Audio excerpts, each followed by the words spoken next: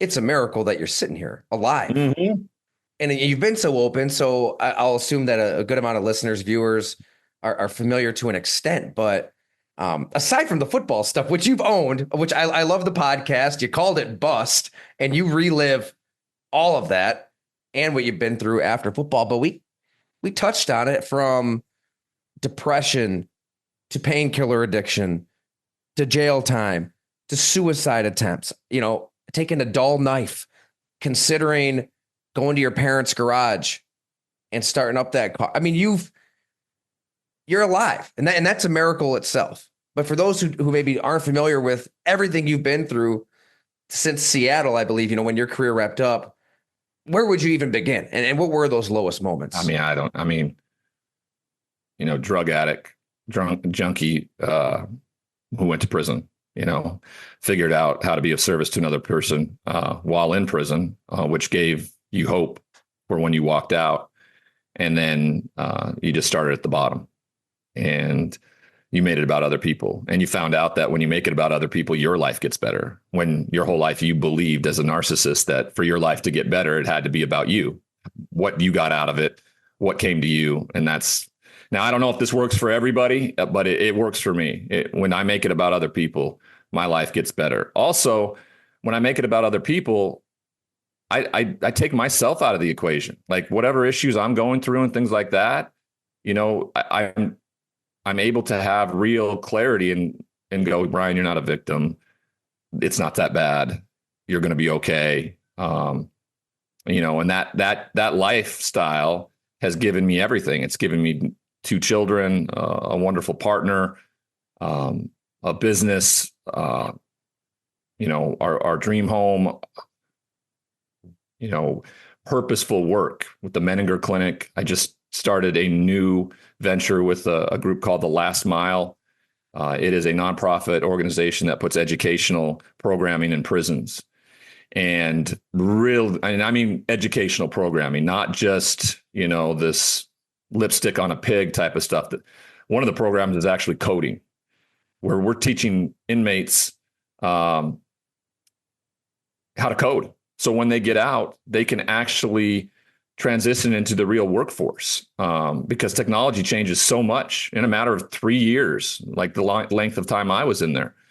I actually started that job yesterday, and it comes with a Sirius XM radio show called The Last Mile with Ryan Leaf, and that should start up here in the next Saturday or so on Triumph Radio there on Sirius XM, and then it will also entail me traveling the country and going into prisons, San Quentin, Sing Sing, places like that where we're talking about real life or death situations when these guys and gals get out, trying to find a future because you just don't have any hope, and we want to give them a semblance of hope. So, I mean, if that isn't exactly matching up with what my values are, I don't know what is. And so that's what this life's given me. And we're coming up on 10 years. It hasn't even been a decade. So December 3rd will be 10 years that I got out. Like literally, not even a decade ago, 10 years ago today, I was sitting in a prison cell still.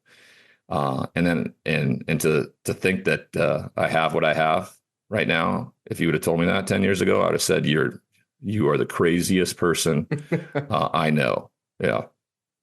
Spectacular work. I mean, you're changing lives, but I would imagine for a while, all of these memories and near death experiences and just being at your lowest of low and being it'd be easy to bury that forever and not want to touch it because, if you go to that place, it might make you feel a certain way. When was that transition to, no, I got to relive the shit, own the shit because I'm going to help people. Like I can change lives. This is my purpose in the world. Do you know when that shift kind of happened? You never experience that. You get shown that.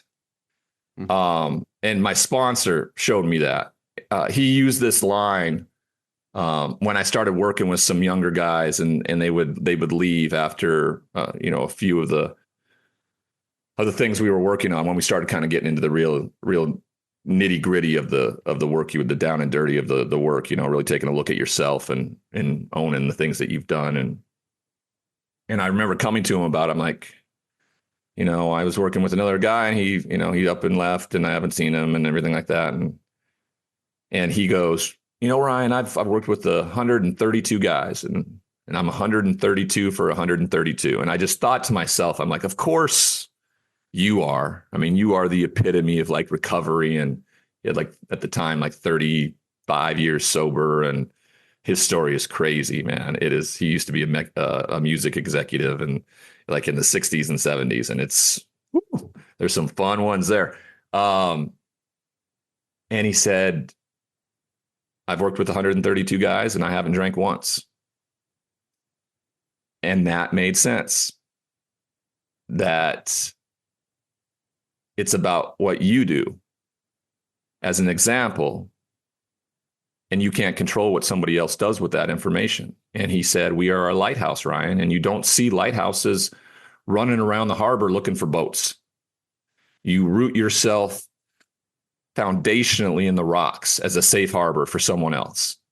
And to do that, you have to be willing in the worst possible weather imaginable to stand out against the storm and just shine a light out to those boats that are in need. It's an unbelievable metaphor. I think it speaks directly to what individuals in recovery and what myself does when we stand up and rip the scabs off or the Band-Aid off in front of a bunch of people, not worrying that maybe everybody in that room may go, that dude's full of shit, because there might be one. There might be one person. And as I've learned, every human life is precious. I'm no more important or less important than anybody else. Either is anybody else. Like if you put Peyton Manning right there, Peyton Manning's no more important or less important than the junkie on the corner. And I know in our society, people don't associate that the same way. It's the truth. Each life is just as precious. And until we actually view human beings through that lens, it's going to be a continued fight. So that's why I do it. No other reason other than I know that it has purpose, and I see that. I see that when people reach out. I mean, sometimes it's crazy where someone will have heard me on a radio show or someone will have heard me on your podcast, and that will be enough to give them the hope. And then I'll get a message 3 years later, like literally 3 years later, and it will say, "Hey, I heard you on Ty Dunn's, podcast, and I went and sought treatment, man. And I just want to tell you, I'm 3 years sober. I'm thriving. I'm a teacher at this school. I mean, where would I have had that kind of influence or purpose if I had been a really good quarterback? It's just the relatability of it is a different animal. And so, I don't know. I might be the luckiest guy on the planet. Tell you the truth. Seriously, go find someone who has it better than me. I doubt you can find that person. I really doubt you can.